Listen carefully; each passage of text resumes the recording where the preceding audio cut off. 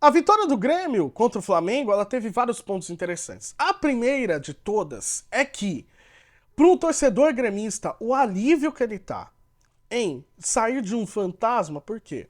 Porque ultimamente, desde 2019 para cá, o Grêmio ele tem um certo pesadelo com a equipe do Flamengo.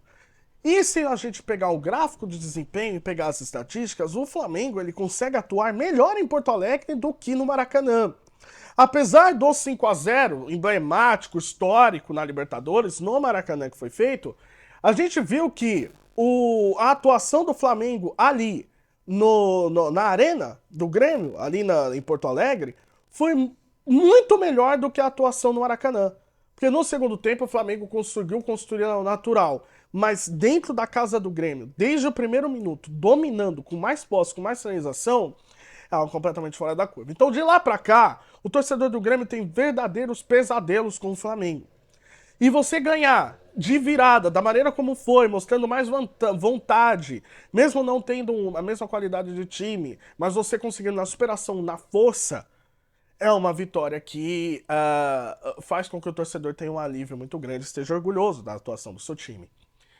Começando pelo lado do Grêmio, é muito bom a gente ressaltar ali que no início da partida, sim, o Flamengo ele teve mais volume, mas o torcedor do Grêmio estava preocupado, principalmente a questão do Renato, como é que você vai escalar o time sem o Suárez? Beleza, ele coloca, se eu não me engano, o Galdino na frente, mas você via que era um Grêmio que estava tentando pela força, pela vontade, pelo empirismo, tentar chegar no gol do Flamengo, não conseguindo muito êxito. O Flamengo ele estava com a bola, não estava chegando tanto assim quanto eu imaginava no gol do Grêmio, porém você via que era uma questão de tempo até o Flamengo abrir o placar.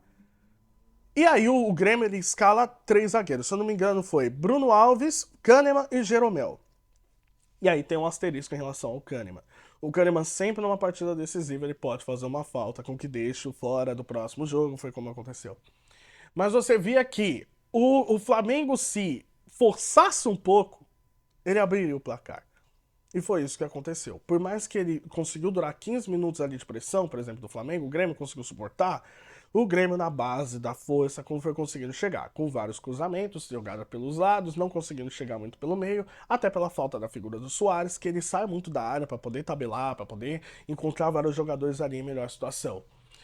E não foi muito bem executada a forma com que o Grêmio ele estava no primeiro tempo. Beleza, tava só 1-0 pro Flamengo, mas a gente via que, como eu falei, se o Flamengo tentasse forçar, ele abriria o placar. Um gol que saiu completamente do acaso, mas uma jogada que mostra como a habilidade dos jogadores do Flamengo são superiores, que foi um golaço ali do Cebolinha. Já no segundo tempo, o Grêmio, com as entradas dos meninos, principalmente do Ferreira, do Nathan Fernandes, né? O Grêmio ele consegue mudar. Ele consegue mostrar para o seu torcedor, olha, nós temos alternativas para as pessoas, principalmente que não estão rendendo tanto, e que vão sair. Como, por exemplo, o Suárez vai sair, e nós temos uma alternativa para o Bitelo, que era um jogador completamente importante no início da temporada, mas que infelizmente se despediu do tricolor. Então ele mostra para sua torcida que ele tá revelando novos jogadores e ele tem novas soluções para conseguir encontrar. E na base da vontade, na base da força, né? O Grêmio ele conseguiu chegar à virada merecido, capitaneado por Ferreira. Ferreira que vinha sendo muito criticado por não conseguir performar como deveria, por falta de comprometimento, etc. O Ferreira era muito criticado, mas ontem a vitória do Grêmio passa por ele. Aonde, no meio de 4 jogadores do Flamengo contra 2 do Grêmio, eles conseguiram obter superioridade, fazendo tabelas, encontrando espaço dentro da área para conseguir virar. Vitória merecidíssima do Grêmio. Ponto. Vamos falar do Flamengo aqui. O que me dá a impressão? O que me dá a impressão é que o Tite ainda está tentando encontrar um esquema ideal para o Flamengo. Ele faz com que os laterais se segurem um pouco, não avancem tanto, por mais que a gente tinha o Ayrton Lucas avançando, por mais que o Wesley estava avançando, eles não estavam avançando tanto quanto, por exemplo, o Ayrton Lucas avançava com o Vitor Pereira ou o Wesley avançava com o Sampaoli. O Tite já é um cara um pouco mais comedido. Ele fez isso na seleção brasileira. Ele fazia com que seus times segurassem um pouco a última linha para poder ter superioridade defensiva. Por quê?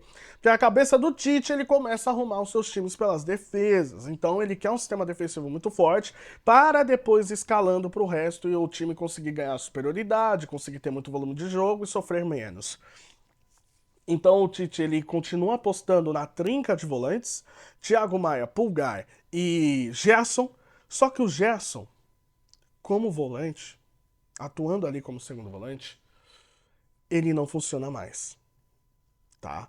A gente vê que com o São Paulo ele já não atuava assim, ele voltava a jogar como, por exemplo, no Olympique de Marseille, hora de ponta esquerda, hora de ponta direita.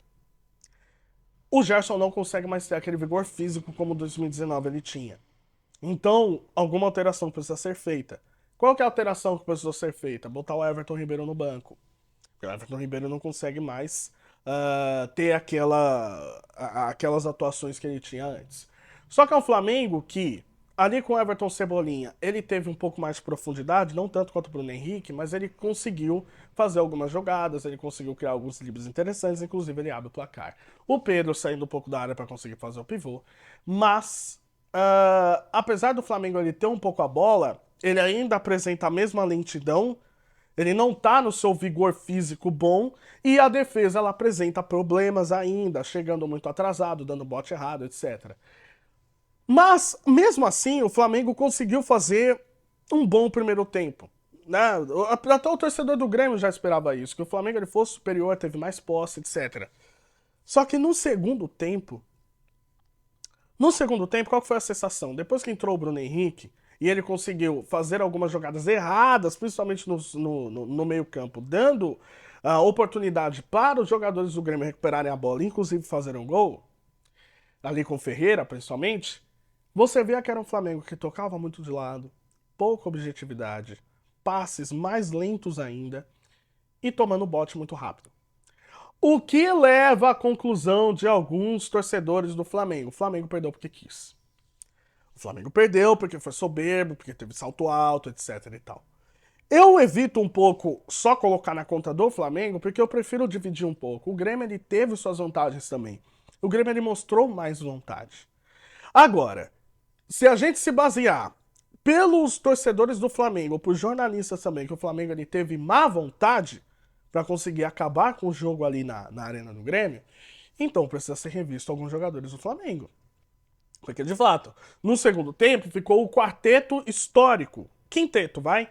Gerson, Gabigol, Bruno Henrique, Arrascaeta e Everton Ribeiro. Ficou esses cinco. Os cinco. E o Flamengo piorou o seu rendimento em relação ao primeiro tempo. Isso é uma verdade. Então, assim, bote errado, principalmente da defesa.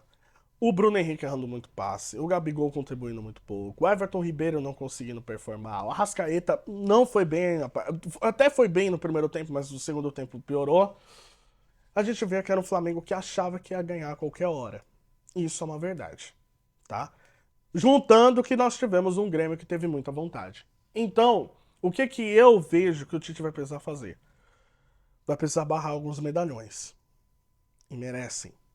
Porque enquanto a torcida não tirar da cabeça que o time de 2019 já passou, vai continuar batendo na tecla dos mesmos jogadores, a acomodação acontece e não consegue performar como antes. Então, é um Flamengo que ainda tem problemas defensivos e que o Tite vai ter que quebrar a cabeça para conseguir arrumar. Porque é um time que marca muito lento, que não tem boa recuperação e que tá tocando lento demais. O jogo do Flamengo tá muito lento. Qualidade o time tem, que é coisa que ele conseguiu ganhar do Vasco por conta disso. Mas até quando isso vai se sustentar? No longo prazo a gente não sabe.